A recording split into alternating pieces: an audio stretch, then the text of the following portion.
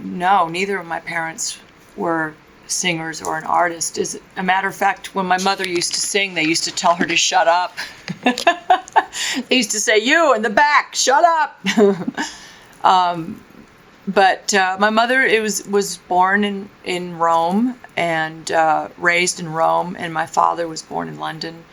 And they met during World War II. He was wounded in the war, and on the Anzio Beach, the famous Anzio Beach attack. And he was put in the hospital, and they met and got married and fell in love and had their one and only child, me. We have family in the United States, so we moved to the United States from England, and I'm pretty much raised in California, so I consider myself a California girl. This album is based around a lot of life experiences that I've had, and I think a lot of songs are, not just my songs, but a lot of people's songs are based off of real life experiences, whether you fall in love or whether you fall out of love. It's kind of a drama, I guess you could say. And a lot of people seem to write about their life experiences. Whether you're happy and you met someone and you're like, oh, I'm in love, and you write all these happy love songs, and or whether you fall out of love and you write songs that you don't want that person around anymore, like an angry song. So this album has songs that were written for my kids, songs that were written for my ex-husband, and songs that were just written as a female in general, and more of like an empowering sort of way. I think women need all the help they can get, and I think that this album is an empowering album, more so personal and empowering. If I could change the album cover, it would be one big middle finger. Yeah, they do. Boy, I did a little bit of research on divorce, and the 100% of the people that get married, 50% get divorced, and the other 50% of the 50% that stay married for reasons like kids or business. So really, realistically, only 25% of people that get married are really, truly happy.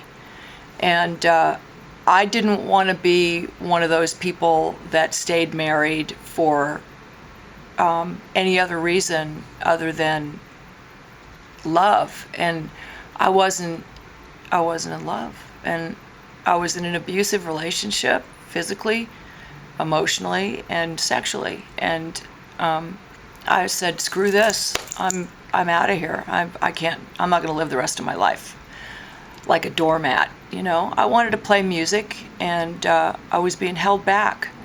And I think a lot of women put up with a lot of being pushed around and being called names and being put down and being made so they feel small and weak and useless and not worthy, where they are worthy, and they shouldn't be put down, and they shouldn't be called names, and they shouldn't be pushed around.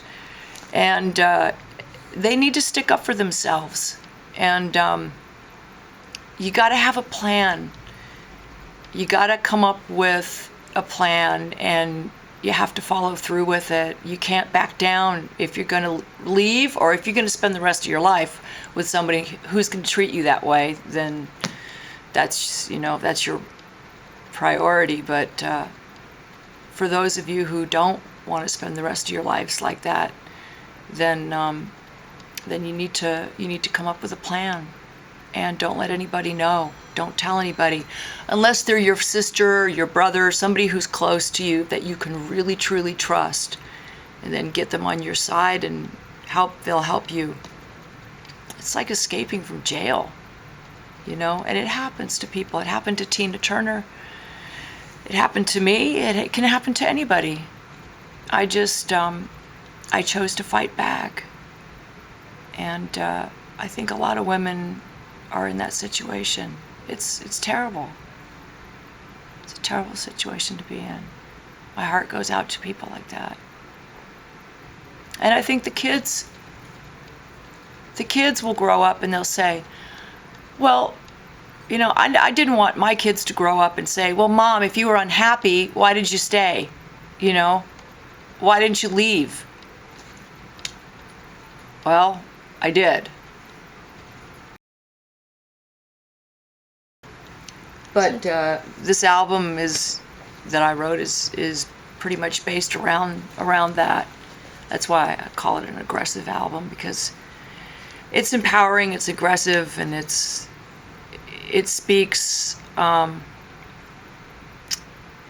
don't know, it speaks what I'm trying to say now. Scott Coogan's on drums. Scott Coogan played with the Brides of Destruction and Ace Frehley. Marty O'Brien is on bass. Marty O'Brien played with Tommy Lee. It's kind of funny because I got one guy played with Nikki, one guy played with Tommy. So they get along real well. They play real well together. And then I've got Mitch Perry on guitar. And Mitch Perry has played with everybody from Cher to Michael Schenker, Asia, you name it, he's played with them. And then me. No keyboards this time around. No keyboards, okay. It's more of a guitar-orientated tour, so we wanted to really drive home the guitars on this tour.